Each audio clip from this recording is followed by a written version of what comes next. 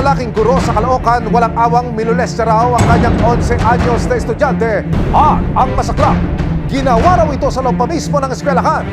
Dahil dyan, nagdulog ng reklamo ang ina ng biktima sa resibo para masampakan ng kaso si Sir at matigil na ang pang-abuso. Lumapit sa resibo ang concerned citizen na si Ramel Motita kasama ang ina ng biktima na itatago namin sa pangalang Gretchen. Ayon kina Ramil at Gretchen, tila bukod sa mga lesson, may ibang natututunan sa eskwelahan ng estudyante na si alias Nathan.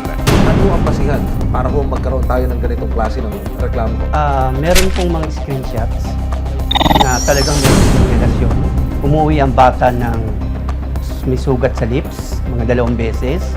Tapos marami siyang mga chikinini. Ilang screenshots ng pag-uusap ng guro at ng estudyante ang nagsilbing resibo ni Gretchen. Sinubukan daw ni Gretchen na kausapin ang anak pero ayaw nga po magsalita ng anak ko. Kaya nahirapan din po ako humakbang. sa pahintulot ng kanyang ina, nakausap namin ang 11 taong gulang na si Nathan. Ayon kay Nathan, August ng nakaraang taon nang maging teacher niya ang guro na si Teacher Dindo, hindi niya tunay na pangalan. Ayon kay Nathan, lumabas na sa classroom and talking stage ng kanyang guro. Yan sa chat po, yung una po kala po nag-trip lang siya, kaya nakisabay na lang po. Yung big nag-I love po siya, gano'n. Parang namimiss niya po ako, gano'n, yung hug ko, gano'n. Pero December 2023, hindi raw inasahan ni Nathan ang ginawa ng kanyang teacher. Yung mag-uusap po ako ng kamay, parang sinara niya po yung ganito. Tinutulak ko po siya yung kaso, mataba po at tsatsang malakas, malaki. Ang pangyayari, nag-iwan daw ng matinding trauma sa batang si Nathan. Nilalayo ko na po siya. Hindi ko na po siya parang kinakausap. Tuwing utusan lang ako, doon lang kami magkikita. Diretso, uwi na ako. Gusto man ni Nathan na magsumbong, pinili na lamang daw niyang manahimik para makaiwas sa gulo. Kasi po, bata pa lang po ako. Nagsumbong po ako one time. Ako pa po yung pinagalitan. Parang ako pa po yung may mali.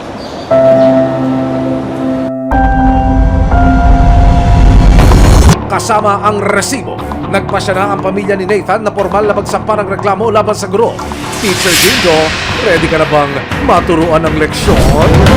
Narito po tayo ngayon sa Caloocan City Police Station Headquarters. Personal po nating sasamahan ang biktima. Kasama po yung kanyang guardian. Dito mismo sa Women and Children Protection Center para ho doon sa formal na paghahain ng reklamo. Napakadelikado kasi sabi nga yung mga teacher, yun yung magiging tatayong magulang ng ating mga anak pagdating sa school. So paano kung yung katulad niyan, yung mga teacher ang magbabiolate sa ating mga anak, which is napaka-vulnerable nila kasi wala silang control doon, ang mga estudyante walang kalaban-laban. Gusto ko rin po siya magparasahan sa ginawa niya po sa akin. Masinsilang kinausap ng mga otoridad ang bata. Umpisa, ang hirap siyang mag-disclose ng information sa amin. Una nga, naglalay siya. Sinasabi niya na walang nangyari sa kanila.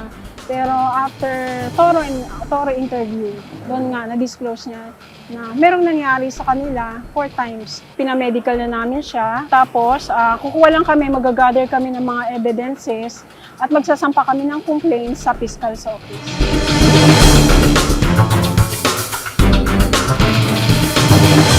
Pagkatapos po na makumpleto ng Women and Children's Protection na desk ng Caloocan City Police Station ang mga dokumento, tayo ho ay tutulak na ngayon sa Prosecutor's Office para ho sa formal na paghahain ng complaint ng partido ng biktima laban ho dito sa inirereklamong guro. Noong araw ding iyon ng February 2, formal na sinampahan si Teacher Dindo ng kasong paglabag sa Republic Act 7610 o Special Protection of Children Against Abuse, Exploitation and Discrimination Act. Kasama ang resibo, nagtungo si Gretchen sa eskwelahan para formal na bigyan ng principal ng kopya ng reklamo nila laban kay Teacher Dindo.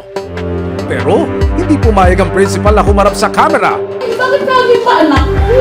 Bakit palagi yung mga anak ko naman ang panaman nila, ma'am? Sige naman nila sa akin, parang nagkulang naman ng pakikisama. Yung nakikisama ako sa inyo, umawalip ako sa inyo, pero may galit ka nakatago dito. na may air to ha. Kung ayaw niya magsalita, hindi siya magsasalita. Pero this is a criminal case. Nire-rape ang isang 11 years old. Ako po pwedeng makausap ko po siya. Iniling ng aming team na makapanayam ang inireklamong guro pero hindi nila iniharap si Teacher Dindo sa amin. Dahil tumanggi ang paaralan, inilapit ng resibo sa Department of Education, National Capital Region ang reklamo ni Nathan. Kausap ko po yung ating regional director kaninang umaga tungkol dito. Nakausap na niya yung divisions office at gumagawa na po ng investigasyon. Ang sabi nga po sa atin, yung guro ay pinapareport na po sa office of the principal. Pinapa-fast track na po natin yung investigasyon dahil napaka-serious po o grabe no, yung paratang laban. At kawawa naman yung bata kung totoo nga.